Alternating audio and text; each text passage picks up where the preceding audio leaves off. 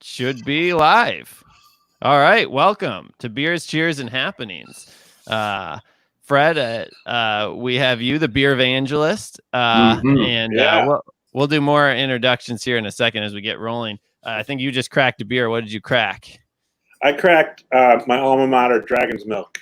Oh, yeah. Okay. Very nice. I'm going to do something a little odd. I was just telling you guys about this Michigan hop water. It's a new product. It's the green screen is hurting me on here, but actually it looks kind of cool.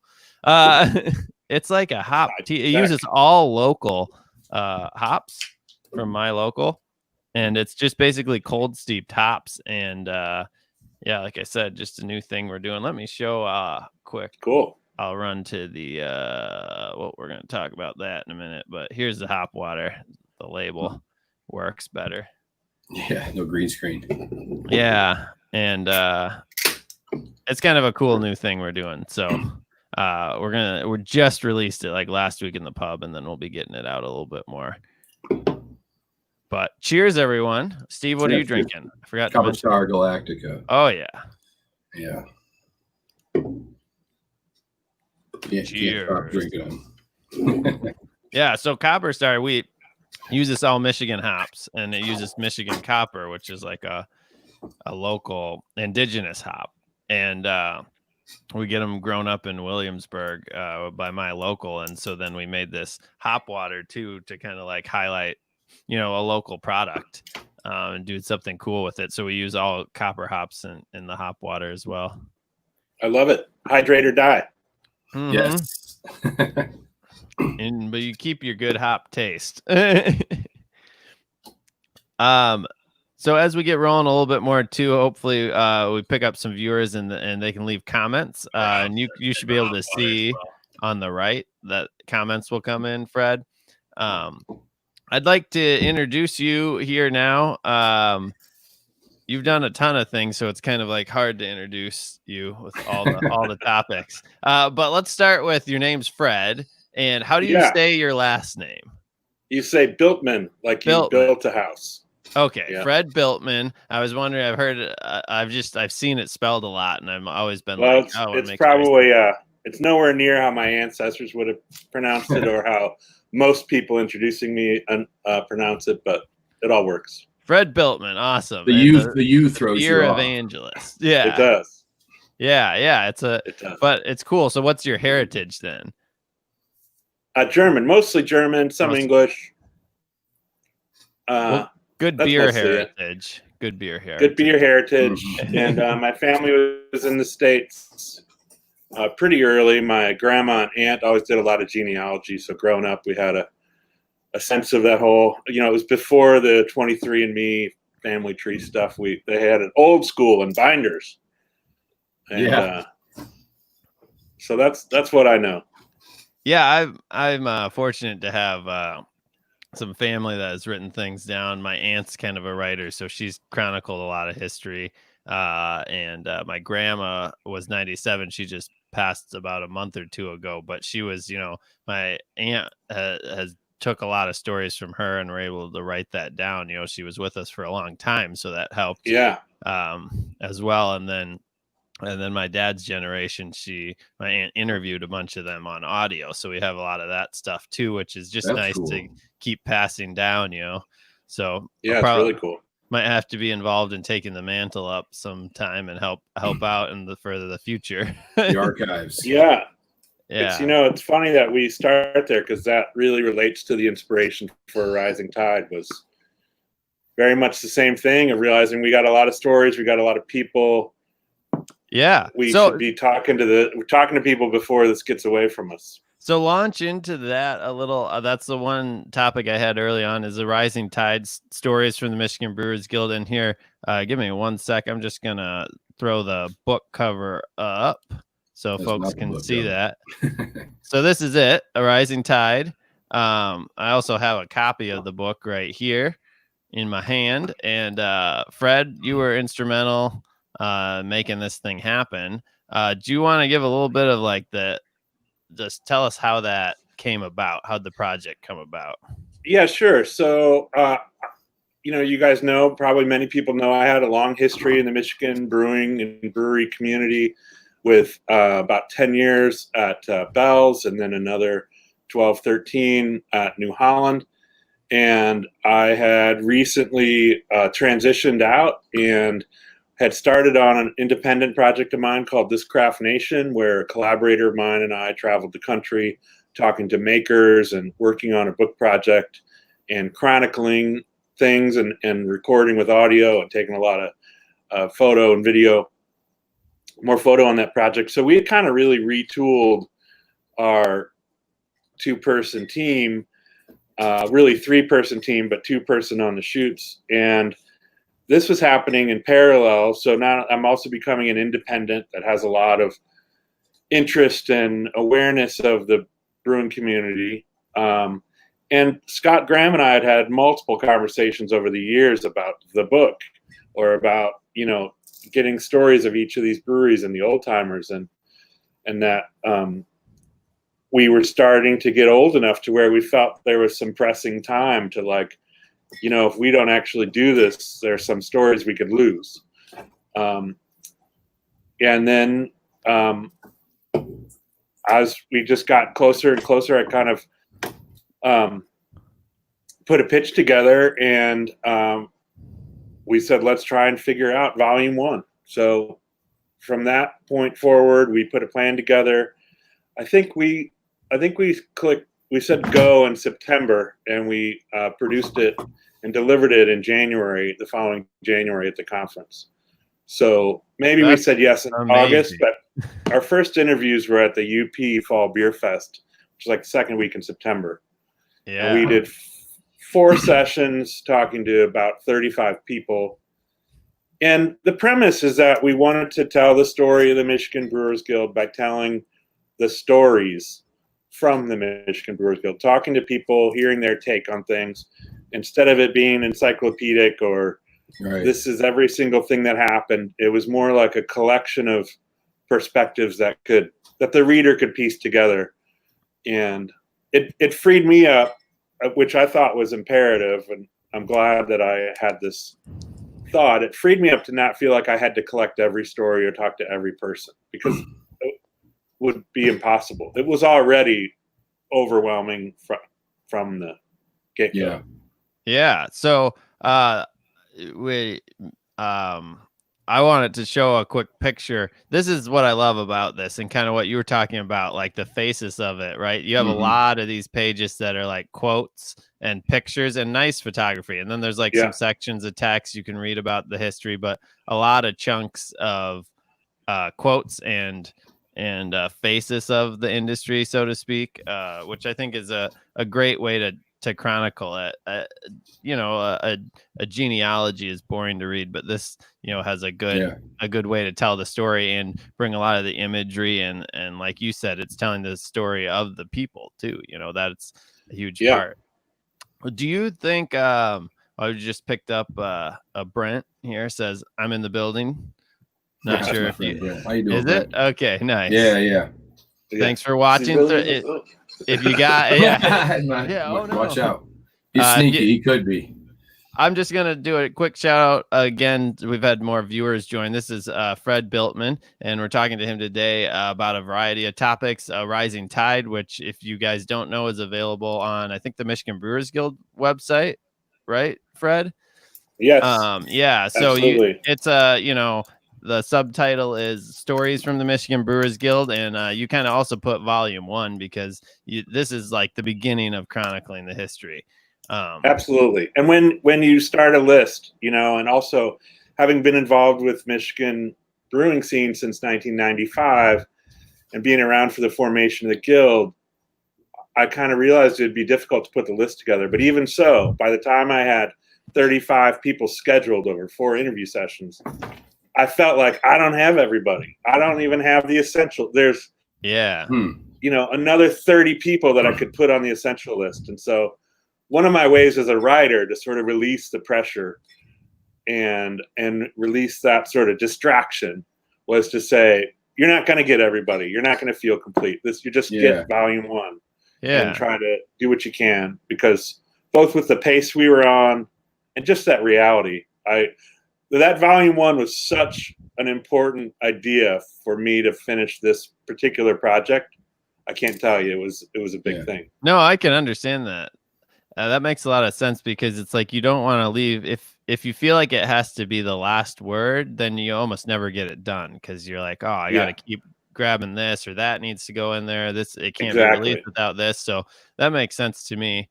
And for anybody who's watching, if you're watching, comments come in. If you comment on the video as hosted on YouTube or Beard's Facebook, we can see the comments. I haven't found a way to integrate them all. Fred, if you see comments, if you started a watch party or something, keep an eye out. They might not show up in here, but please comment. Okay. We are giving away one of Fred's book. We have a couple other things that we're going to talk to Fred about for giveaways, and we're actually going to give away this introduced at the beginning, Michigan Hop Water.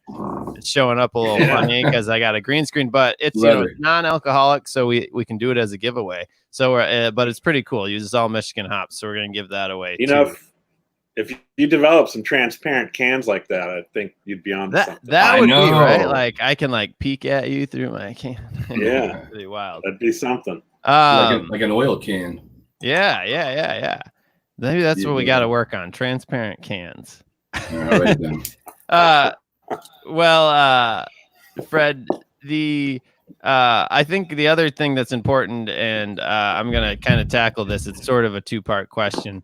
In the Rising Tide, in the intro, you mentioned being the author, narrator, and part of the story, which I think is a pretty unique dynamic. How did you approach that? And if you want to give a little bit of what your history with the Guild, a little bit, like how are you part of the story? I think could be interesting for folks.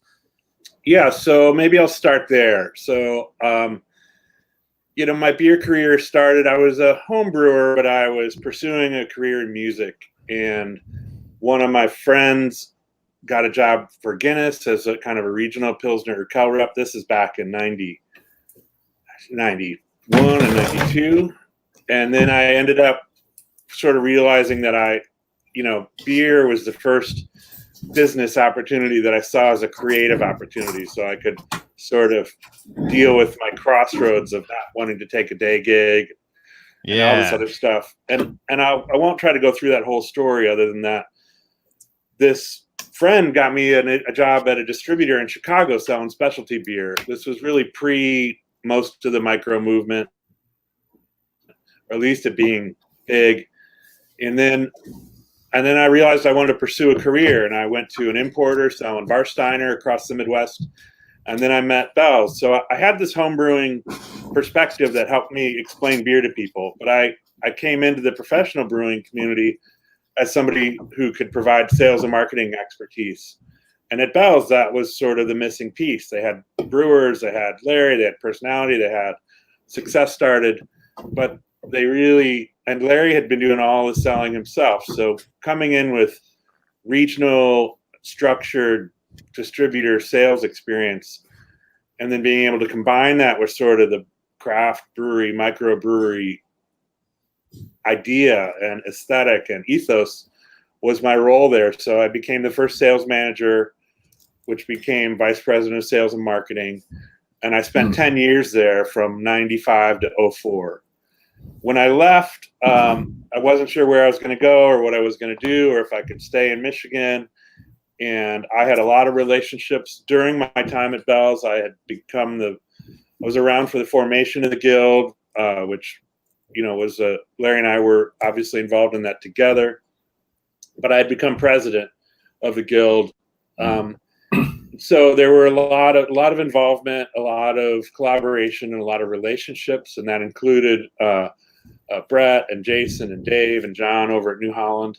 So we hatched a plan, and I joined New Holland as a partner in 2004, rejoined the board of the Guild, and became president again for a little while until I stepped down from there. And then I stayed at New Holland as a partner until really, I think it was must have been end of 2017. So I stepped down to pursue other things and just kind of transition my career into something different. I felt like I wanted to advocate more. I wanted to take a deep breath and kind of move on to being a little more project based. And this is one of the first of those projects. Awesome. That's super exciting. So then with the book, like, had you written other stuff prior to this that kind of gave you the idea that you wanted to do writing, or was this kind of a first time venture? No, I wrote Beer Evangelist Guide to the Galaxy, which is a beer and food. Nice. I would call it a seasonal tome to. Yeah, I saw that. Food and beer. So it, again, was one of these things that I've been throughout my career. I became a specialist in pairing. I had a lot of passion for cooking, and I had a passion for the flavor of beer, and I thought I was a good translator that could speak to consumers in a little different way than some brewers could. And I spoke the language of beer and food and found ways to combine them. And so I wanted to teach that, and yet I didn't want it to be academic. So when I found a way to organize it seasonally and talk about this as sort of a philosophy and a way of life, then things really woke up. So I think that published in 2013, could have been 2014. Okay. Yeah. And that was published independently, coordinated. I had help, but we put it out ourselves. We sold it through the brewery in an interesting partnership. And before I did that, I knew I wanted to write a book. I've had a passion for writing probably my whole life. And I've done a lot of writing professionally for brewers, copywriting and stuff. But when I wanted to write a book and I thought I knew what I wanted to write about it, I actually took a spot as a columnist at a regional magazine called Food for Thought that isn't around anymore. But that was either a monthly or every other month column that ended up being about beer and food. And I did that for 3 years, I think, or 4 years. And what I felt was the time what I felt was one of the mileposts of when I was ready to write a book was when I was writing against myself the third or fourth time, meaning, okay, now I'm talking about fall beers, but I've already written about it 3 times. Yeah. So now is when I'm having to dig into a different level of writing than the first article, which is like you have tons of ideas and a blank page, no problem. Yeah. So same subject, you're saying same subject, but different approach. Same subject and having to be fresh after right. It's like writing your second album. It's like you have your whole life for your first album, and you've got a year for your second one. And so there's a different type of writing that comes from, I've already given my most clear and obvious thoughts on this. Now I need to continue to educate on it, but be fresh, be intuitive, and dig for something new and know what should be repeated. There's also things that you shouldn't be new and erase everything that's fundamental that a new reader may need. Right. So but when I started answering those riddles in a way that I felt comfortable with, I was like, now let's try and figure out the book. Well, and that makes sense. Cool. This is like a new take. So that speaks a little bit to what I was saying as you say in the intro, you're the narrator, the author, and you're part of the story. So did that kind of probably forced you to think differently on this project than anything else you've done? And even though it's a lot of the same, a lot of stories and histories you were familiar with, how did that affect your way of approaching the project? Well, I think that my book, The Beer Evangelist Guide, and one of my writing, my writing coach at the time, Greg Smith, really helped me with that, because there were points where I hit the struggle in Beer Evangelist Guide because it was educational and there was so much to teach, and I wanted to make sure I was living up to that role as an educator. And there were times the people around me that were helping me read it and proof it would talk about it getting dry or getting too professorial. And I just remember saying, looking at it and at first defending it, saying, well, you mean correct? You mean filled with information? Like what? Knowledge? Like you just want to protect yourself from that. And I was maybe trying to protect myself with facts. And when we got around to it, what I realized, what I took in and processed from that critique, and what really set the book on its final run to completion, was that telling stories, and when I did public speaking, if I had people in a room, I could teach in a way that combined stories and facts, and was very engaging in that. I was really comfortable speaking.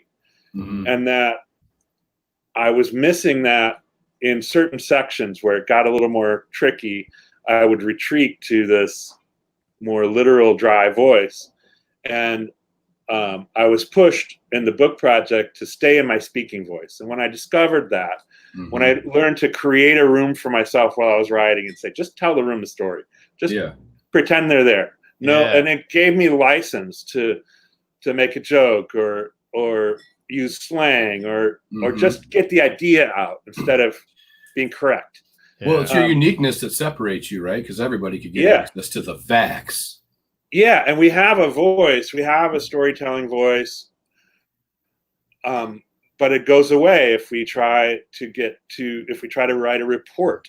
Mm-hmm. And like you said, people don't necessarily want to read that. So I really got there was sort of an epiphany moment for me during that book, which was during a difficult time where I felt stuck and I couldn't fix these last parts. And then once I got unstuck, I thought, I'm going to remember that. And so I think the way that relates to this book is when it came down to after all the interviews, I felt like me being a part of the story, me having relationships with most, if not all, the people I interviewed, me knowing the story of the Guild so that I could ask informed questions, was very helpful and I love audio. I love podcasting. I'd done some for New Holland and I'd already had a lot of practice at that. We'd recorded,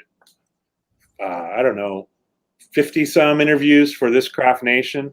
Mm-hmm. So I loved being able to come in with a light amount of gear and get people to tell their story and not try to wrap up in 5 minutes.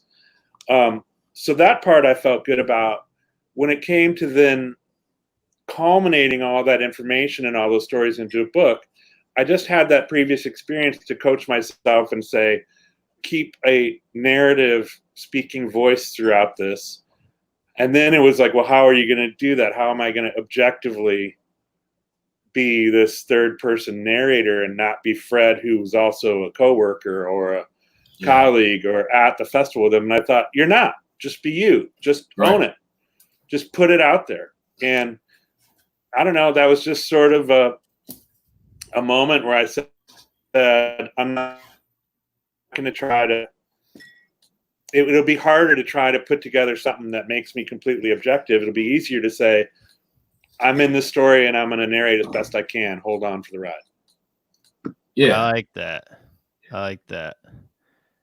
Well, and I thought putting it out up front helped people not wonder, what are they talking about when they, I don't know exactly what I'm thinking about, but if there were references or things that alluded to something that the reader didn't know, I thought that would be confusing maybe. Mm-hmm.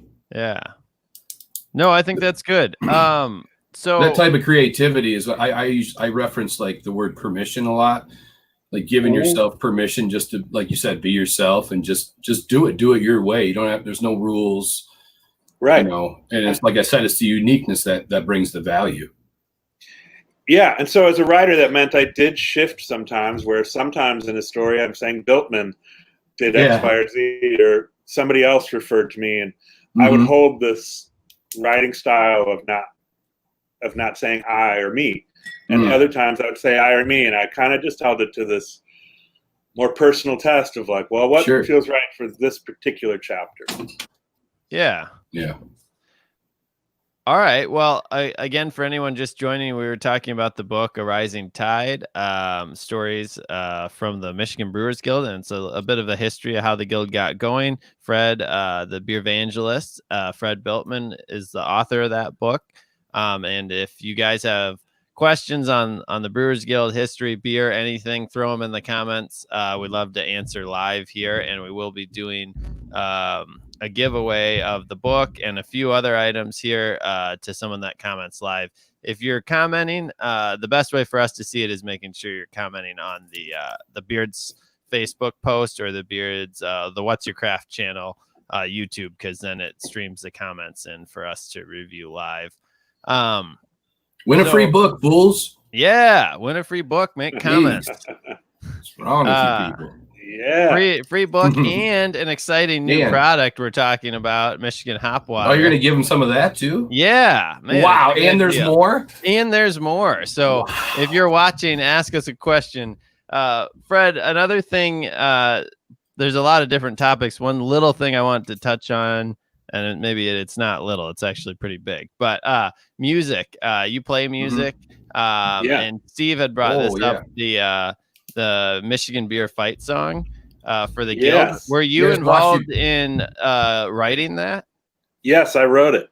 Oh, you did write it? Okay, yeah. Okay. I didn't get to dig far enough, but I saw you playing it with a sousaphone recently. Yes, I did that recently recently anyways. Yeah, for one of the, I think, National Beer Day. And we're doing it Thursday. We're going to do Toast? MLive is doing the Michigan Beer Month Toast. Yeah. With the Brewers Guild. And so Ted Badgerow, really the first commercial brewer in the Midwest with Real Ale Company in Chelsea, who's now Ipsy Ale House. He's like operatic singer. He's going to open it with he does a version of the fight song that's beyond everything. He's going to open that toast at 7, and I'm going to close it at 8. Awesome. Very cool. With the fight song. So how can people join that? Is this going to be a live stream also, or it is, and I think they should check out both the Brewers Guild Facebook page and MLive page. I think MLive is doing it as Facebook Live and maybe as YouTube Live as well. I'm not quite sure, but they should be able to find it tomorrow night, Thursday at 7 p.m. Sweet. Nice. But anyways, the fight song was believe it or not, it started as the American beer fight song. Okay. Because Larry and I I don't know what year it was, but American Beer Month started, and there were rallies in Philly, and so we held this event on the I don't know which steps, but in one of the famous parks in Philadelphia, and most of the small brewers we got to be talking about like 99, 2000, something like that. And so we drove out to Philly together and participated in this event that involved a lot of the people that were active with the Association of Brewers, which is now Brewers Association. So long story short, we were trying to create this rally and this momentum, and it was before a lot of social media was as active as it is now. And so this live in-person event was the way to do it and get media out there. And I believe it was on the way home from the very first one. I think we did 2 of those. Then there was a third year of that campaign, and then they kind of blew it up and changed it to American Beer Week and whatever, something else happened with it. But it was on the way home from the first one, where on the back of the envelope, in the back of an envelope in the van, I was just like, nice. We need a fight song. I was a longtime Bears fan. Yeah. I sang the Bears fight song. Okay. Go Lions. And I come from a sousaphone marching band tradition where like having a fight song makes sense to me. Did you play in a marching band in college? Not in college, no. Okay. Because I went to DePaul. I went to DePaul and they didn't have a football team. Okay. So, anyways, I thought we need a fight song. And what I remember about it is kind of humming it in my head and jotting it down, scratching it out. And then I looked from the passenger seat, I looked over to Larry. I said, I think I got it. He's like, you have what? I'm like, our fight song. And I sang it, and he just, laughed. And then I kept trying to encourage that to like, I wrote it out and sent it to the Brewers Association and here and there. And I was trying to have it get some lift. Legs. And it never did. Yeah. It never did. And then at some point I said, all I got to change is American to Michigan. And we have a Michigan beer fight song. Yeah. And started singing it on tops of tables at beer festivals. And pretty soon enough people knew it that we were opening festivals with it. And it just, Yeah. I don't know, it was a different type of anthem. community, a different strength of community. And I love what it's become is I think people just, it brings people together, you know? Sure. Yeah. And kind of weird and funny. And I like both of those. I've been telling Peter we need something like that for our pub. Yeah. I need a sing-along. I've been working on a jingle, but I've gotten 0 approval so far, and it's understandable. No, you got a good idea. I met my wife over a drinking song.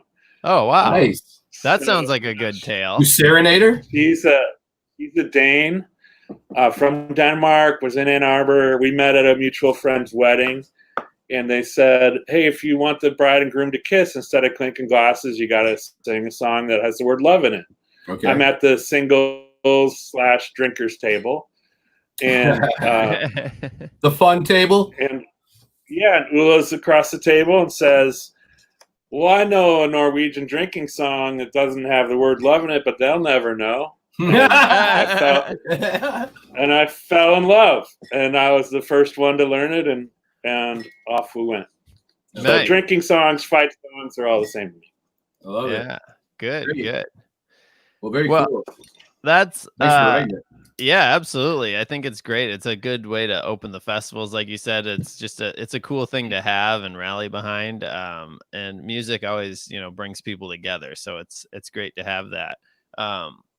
So Michigan Brewers Guild, we talked a little bit about some of the history. It's something newer you're doing with the Guild is you started a podcast. Now you have another podcast, which I want to talk about in a few minutes, but maybe if you want to give a little bit of like, what's the idea with the Great Beer State podcast and how that came about? Well, the Great Beer State podcast is really born in a rising tide. And when we were both pitching Rising Tide and kind of working on how to make it happen at all, because it wasn't really in the budget. It was this idea we hatched, and we had 3 months to do it in. And so, but as a sort of the storyteller, a story collector, I felt like, well, I want to record audio so that I don't have to take notes during the interview.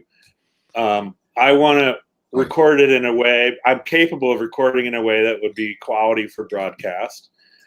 So we have the gear and the experience, but we weren't able to really put that all together with the Guild at the time. And that included some video. And I just thought I'm going to collect as much as possible for the vault.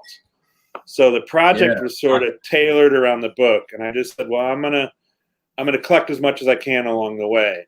And so we had been talking about it over the years since. And, part of my premise was we have 45-minute interviews, hour-long interviews with these characters of the Brewers Guild. Sometimes their feature in the book is a sentence or two or a paragraph.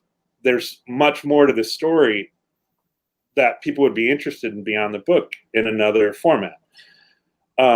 We just weren't able to figure it out, and there's always so much else going on. And then so I had recently as of January this year, we'd had some conversations about it. And then the COVID shutdown happened, and we had another conversation, and it changed a little bit. And part of what we were talking about was that this is a very important time to be documenting. This is a very important time to be talking to our members. We're going through unprecedented times. Mm-hmm. And so not only do people have time to listen in a different way, but I really wanted to, getting it started kind of got kicked off because, and I credit Scott and the board and the entire Guild for investing in something new when everybody's clamping down and they're canceling festivals. There's a lot of challenges to worry about. But we got excited about thinking now is a very important time to tell our members who we are, to share our members' stories with the world and each other, and to talk to our members so that 10 years from now, we're going to have some sense of what the hell happened. Yeah. And so the podcast is a mix of drawing from the recorded interviews from 2018 when we did A Rising Tide, and then interviewing people in the here and now. So we're basically just, managing a list of people that would be interesting.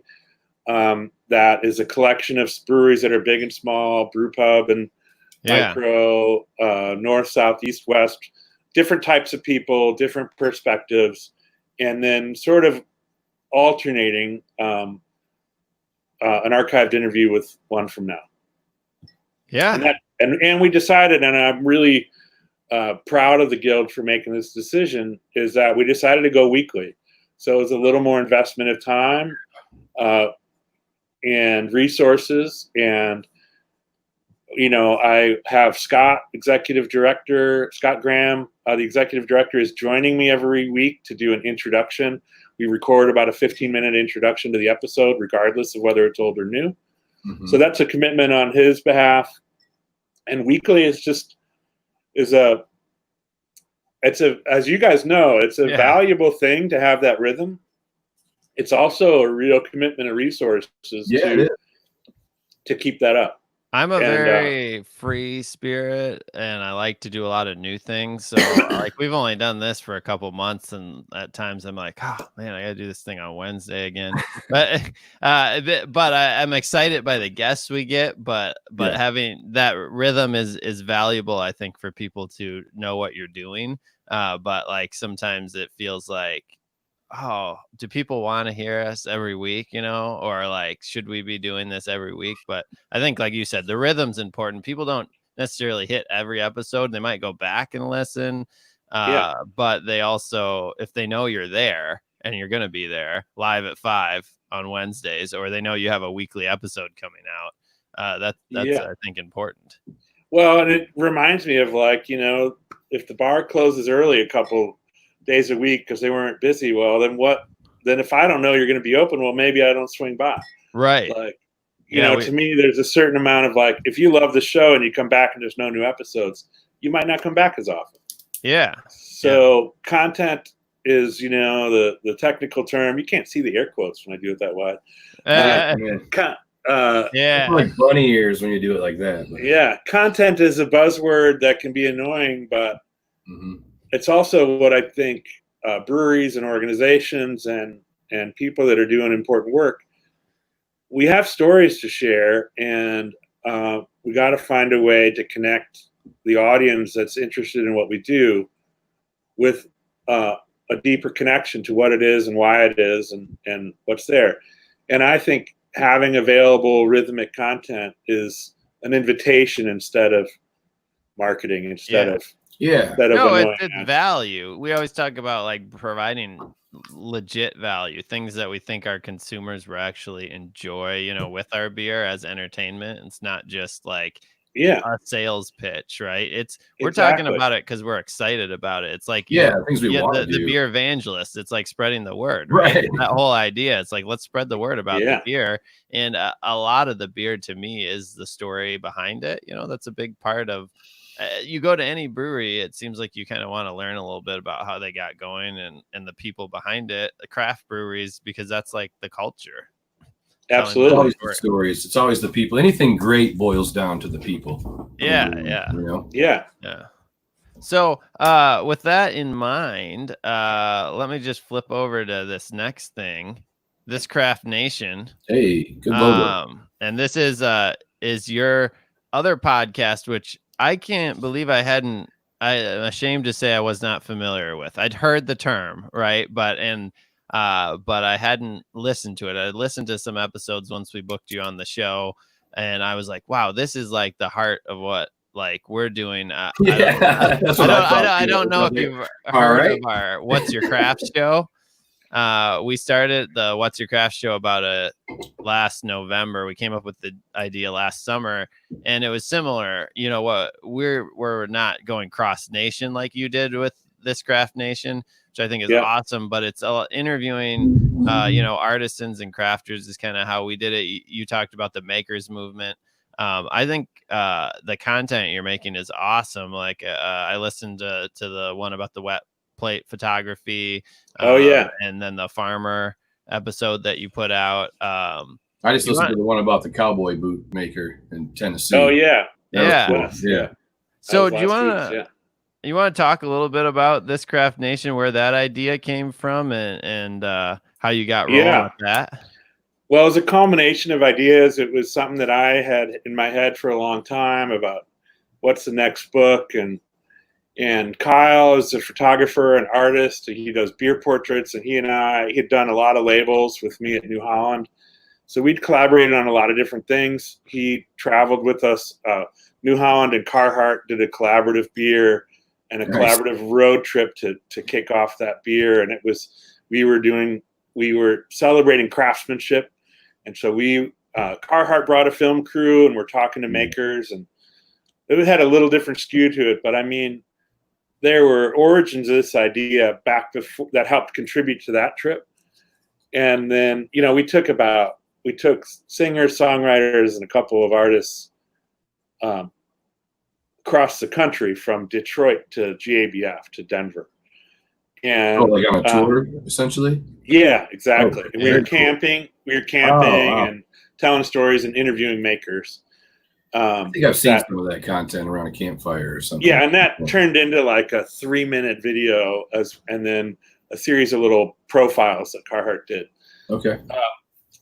So that I think whet my appetite even more. Kyle had a similar idea, and at some point we were talking, and I was trying to get the Carhartt thing to be on the train, and it didn't pan out. And I can't remember exactly what Kyle's version of was, but we had very similar ideas. And we said, well, why don't we combine them and let's do this Amtrak trip? And to me, it still is, but it really was at heart a book project. Yeah. And I wanted to talk about that. It's not just that beer is popular or coffee's popular or baking fresh bread, fresh bakeries and butchers. There's a cultural shift that has consumers caring more about their products that's allowing all of this to happen.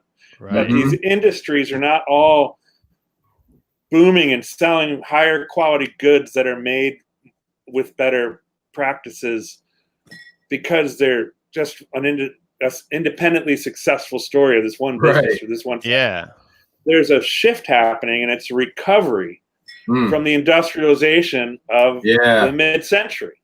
Is that we erased it. We used to have small makers making high quality things in your region. Right. That was the way for thousands of years. Yeah. Then mass production, nationalization of markets, a lot of things that were good ideas on one hand, erased that connection. And now I think I got to part of this in Beer Evangelist Guide. I spoke to this a lot in terms of public speaking that I did on explaining how did craft beer happen. And so I just wanted to get at that story, and I wanted to tell it through stories.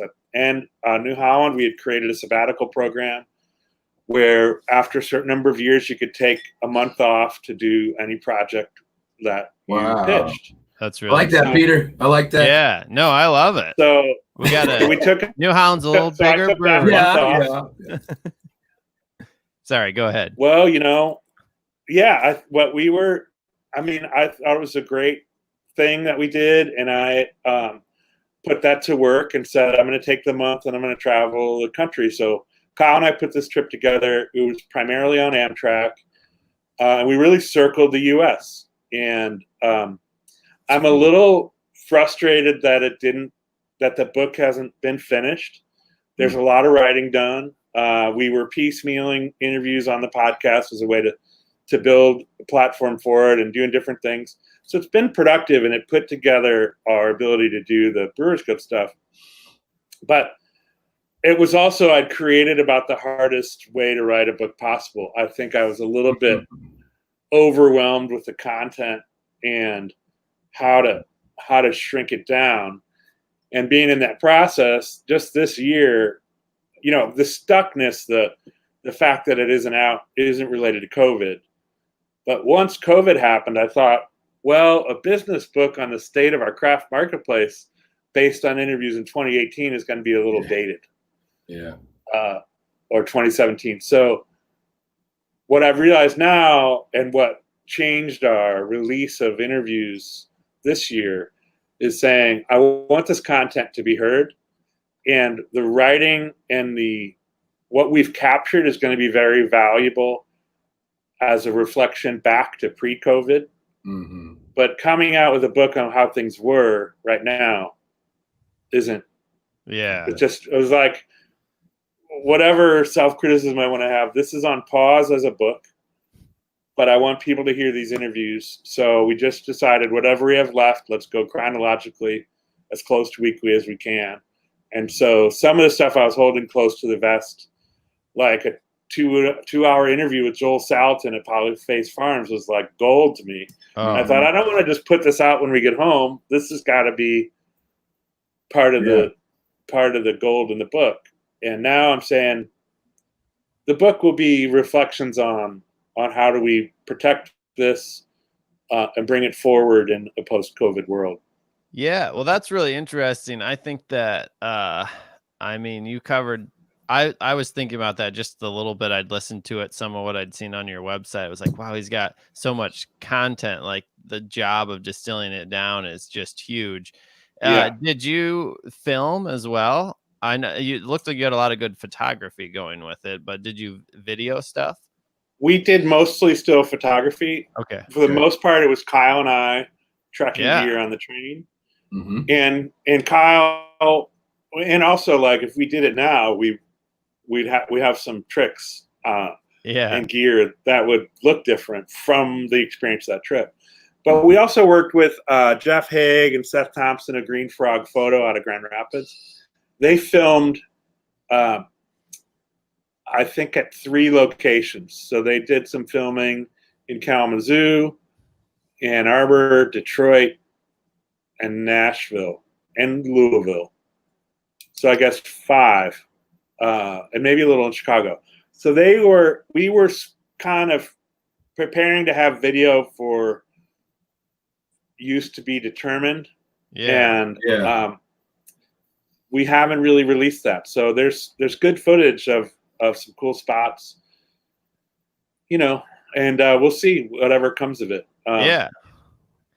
Well, it was ambitious, and we loaded the footlocker full of footage for sure. And I think in hindsight, I also learned how hard it is to deal with that much footage. Yeah, we talked about that a lot, actually. I understand that. Yeah, partly we've talked about getting, we started out more like raw, and we've gotten a little bit more edited. Just because I knew from prior projects, like if we want to put stuff out, like, and we're going to do hour interviews or more, like maybe we film them, we put them on YouTube, but we were putting them on more just as a podcast that's been filmed. We're talking about getting more produced, but that requires more footage, more editing time, more wrapping your head around it.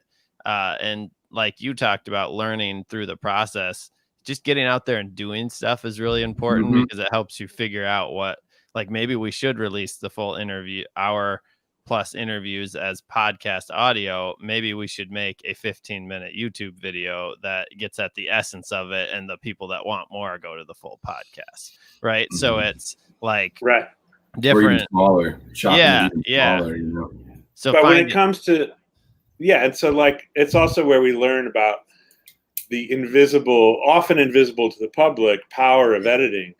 So I did a TEDx talk. Saw some of that too. That's cool. In the orientation for the speakers, they come in and they have some past speakers in to help you start preparing your subject. And somebody said like doing an hour-long presentation, maybe takes a week to prepare. Doing a half hour takes months. Doing 15 minutes takes 6 months. And they were kind of saying, what I took away from that was, so if you have a while to wax on a subject, you have plenty of room to sort of walk around the idea and eventually get the points drilled down. If you're going to deliver a subject in 15 minutes or 12 minutes or whatever, you really have to do that editing ahead of time. You're not, and there's a gift in that you're not putting that editing on the viewer, because a viewer that hears an hour talk is taking away about the same number of important points as they did from the 12-minute talk. They just edited live.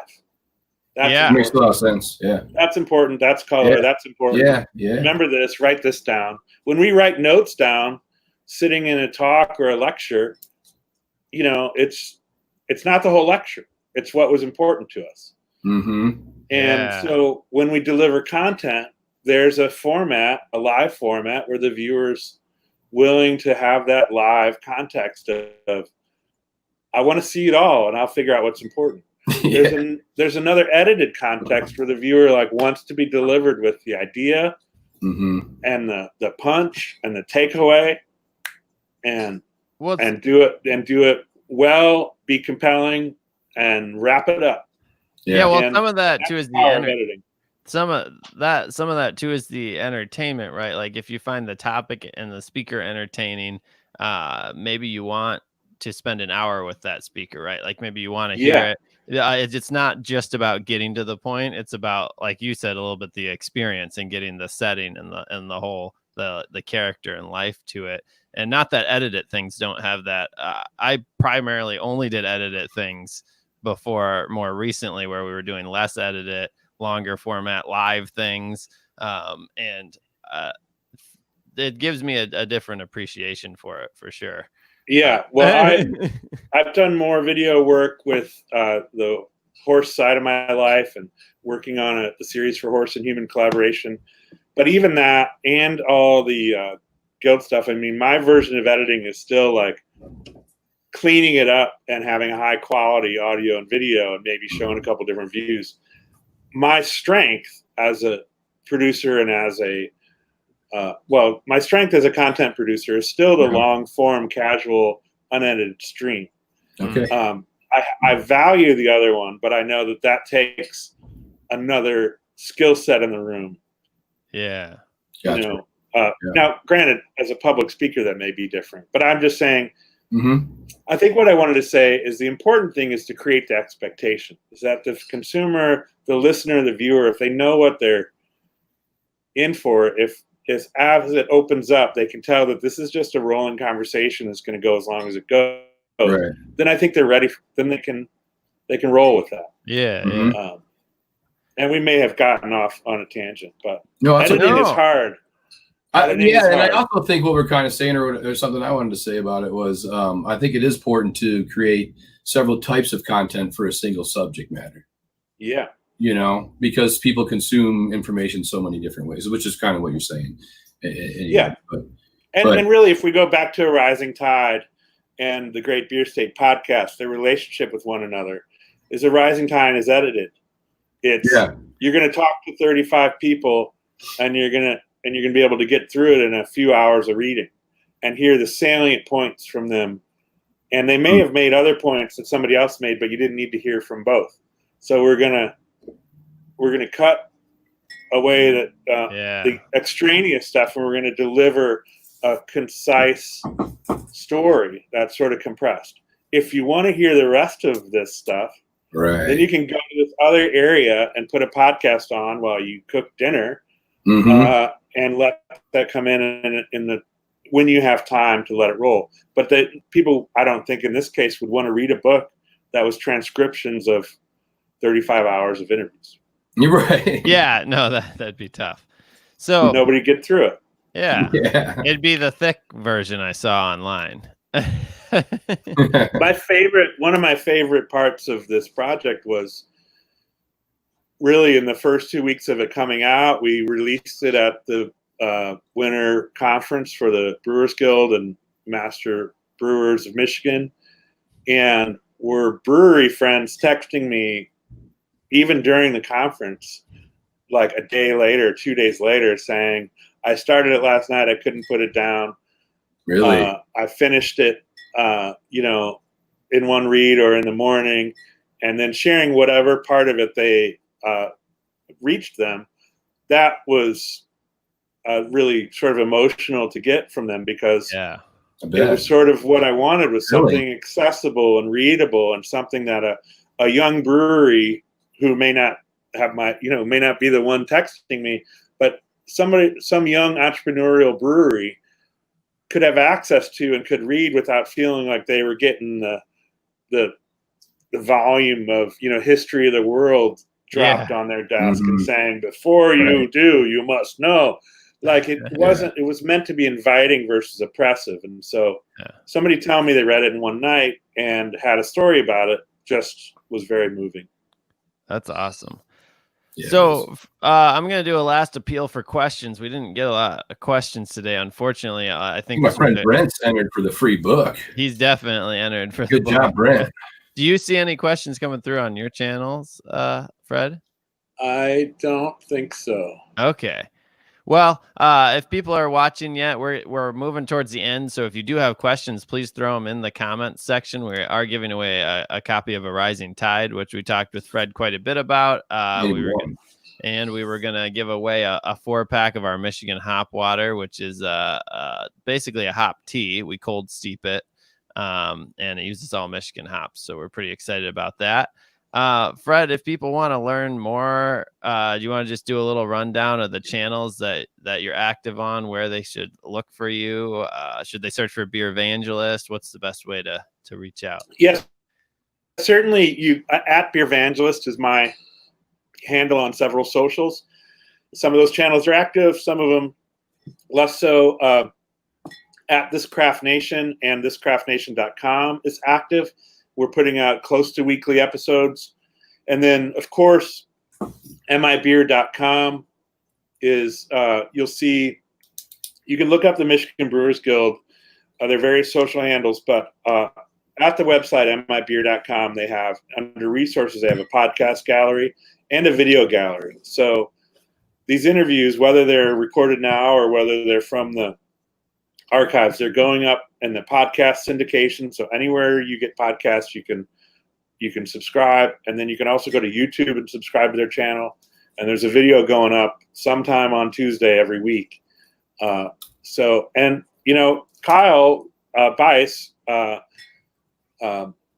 Beer Portraits, I believe, or KAB Studios, he shot the video for the archived. The rest of it is captured from Zoom, and it has all the quality warbles and delays and glitches that you can expect.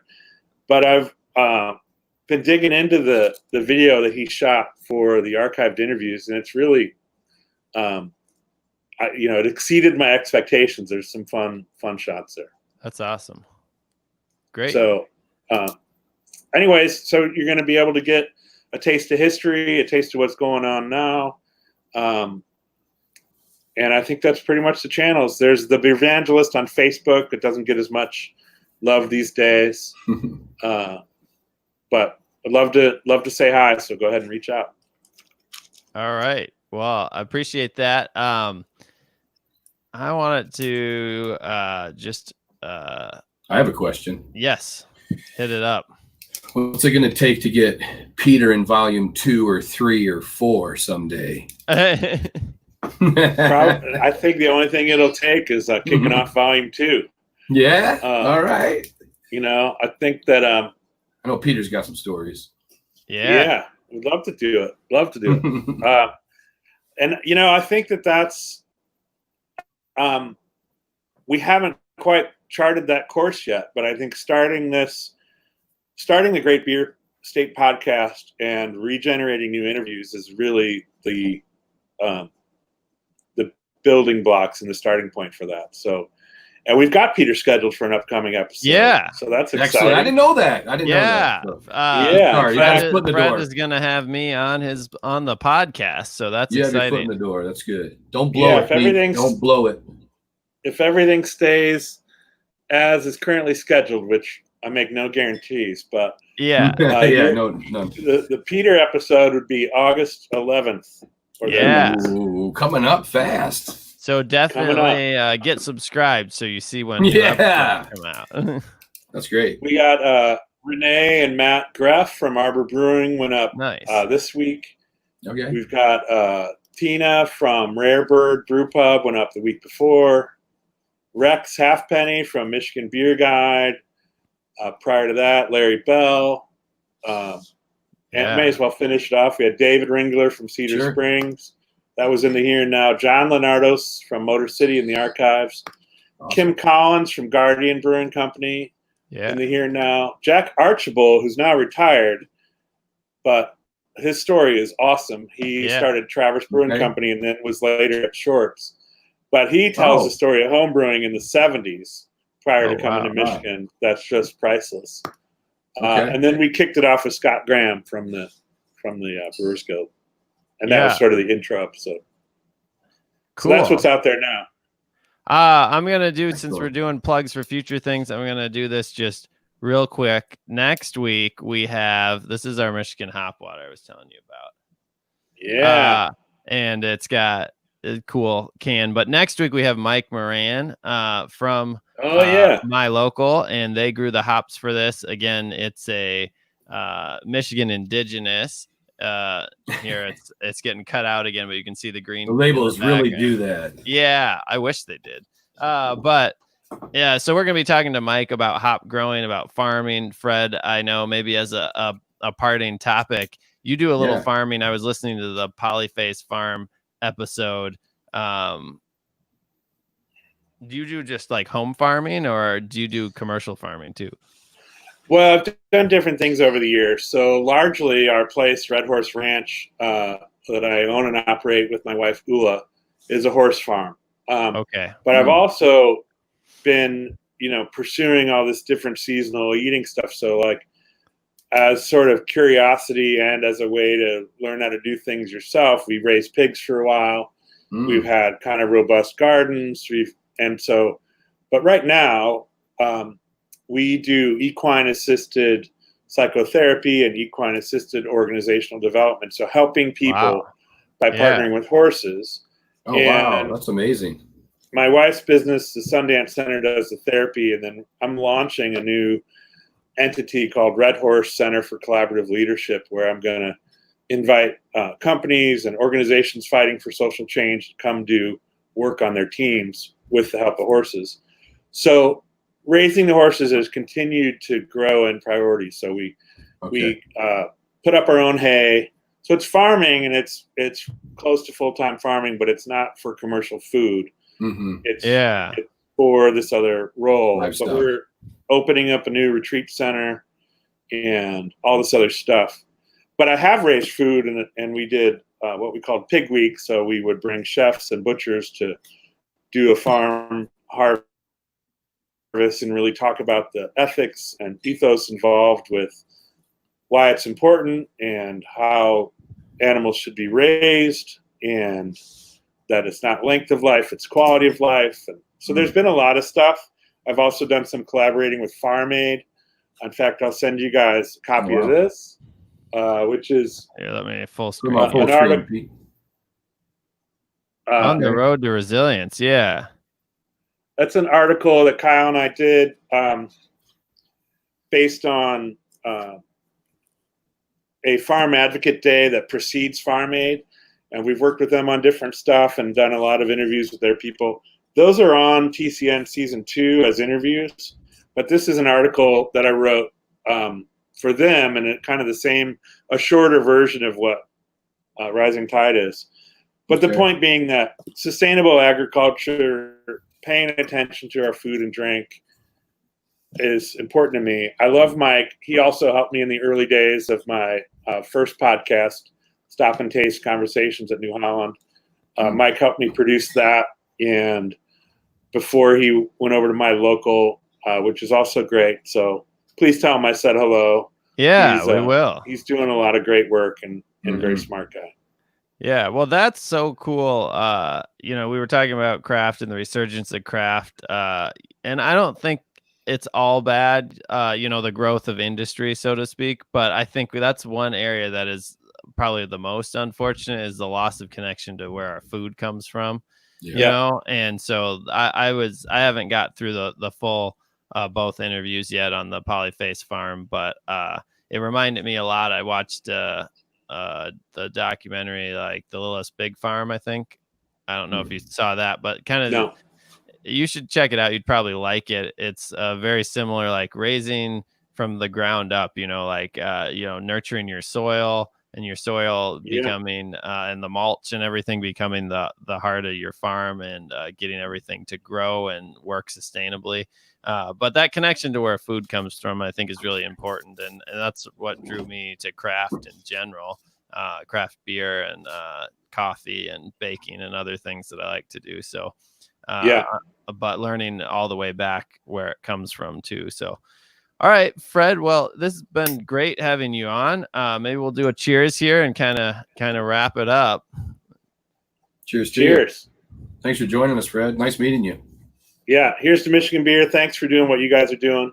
Yeah. Same Michigan to you. Beer. Here's to Michigan beer. Cheers. And tune in tomorrow night for the Michigan Brewers Guild. Yeah. I don't know what it's called, but July is Michigan Beer Month toast. Yeah. Another toast. We'll do another toast tomorrow. We'll toast tomorrow. I tell you, we've all got to be jonesing a little bit for some a room full of people drinking, so we can at least do it virtually. Yes. All right. Well, everybody, check it in tomorrow night. Check out that toast, and then we'll be back next week with Mike Moran. Cheers. Thanks for watching, everybody. Cheers.